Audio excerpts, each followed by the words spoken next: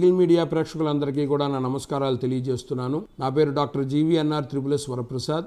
న్యాయవాదిగా నేను ప్రాక్టీస్ చేస్తున్నాను. ఇవాళ టాపిక్ సివిల్ మ్యాటర్స్లో పోలీసులు ఇన్వాల్వ్ కావచ్చా. మీరు ప్రతి పోలీస్ స్టేషన్కి వెళ్ళినా కూడా ప్రభుత్వం అక్కడ బోర్డులో తెలియపరిచింది సివిల్ మ్యాటర్స్లో పోలీస్ ఇంటర్ఫీరెన్స్ ఉండకూడదు అని.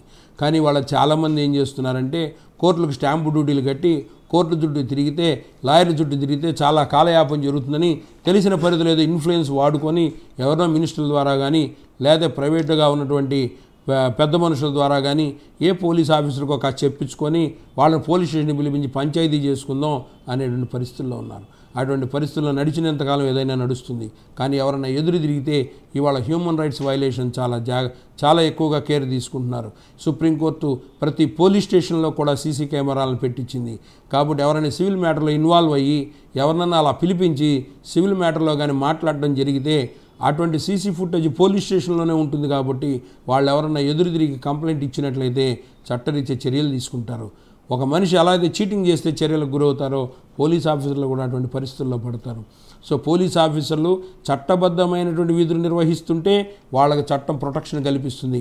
వాళ్ళ మీద ఎటువంటి కేసులు వేసినా చెల్లవు. కానీ వాళ్ళ యొక్క అధికార దుర్వినియోగానికి పాల్పడి సివిల్ మ్యాటర్స్లో ఇన్వాల్వ్ అయ్యి వాళ్ళు తప్పులు చేయడానికి గురైతే మాత్రం వాళ్ళ మీద కూడా చర్యలు తీసుకోమని సుప్రీంకోర్టు ఏనాడో చెప్పేసింది. వాళ్ళకు ప్రొటెక్షన్ రాదు. మామూలుగా గవర్నమెంట్ అధికారుల మీద చర్యలు తీసుకోవాలంటే ముందు గవర్నమెంట్ నుంచి పర్మిషన్ తీసుకోవాలి. కానీ ఇటువంటి పరిస్థితుల్లో మోసపూరితంగా చేస్తున్న ఆఫీసర్ల గురించి పర్మిషన్ తీసుకోవాల్సిన అవసరం లేదని కూడా సుప్రీంకోర్టు తేటతెల్లం చేసింది. కాబట్టి ప్రతి ఒక్కళ్ళు గుర్తుపెట్టుకోవాల్సింది ఏంటంటే సివిల్ మ్యాటర్స్ ఏమైనా సఫర్ అవుతుంటే చట్టబద్ధమైనటువంటి న్యాయ సలహా తీసుకొని న్యాయవాదులను సంప్రదించి కోర్టును ఆశ్రయించడం మంచిది. కానీ ప్రైవేటు పంచాయతీలు చేయించుదామని ముందుకెళితే పోలీసు వారికి ప్రమాదమే, వీళ్ళకి ప్రమాదమే.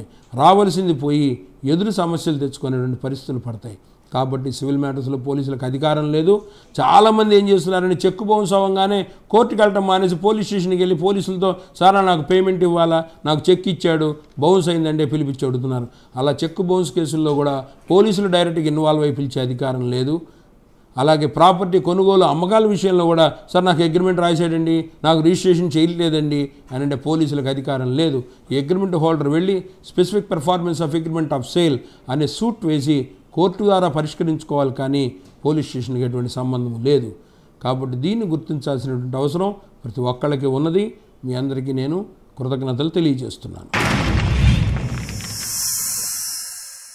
Like and subscribe Eagle Media Works.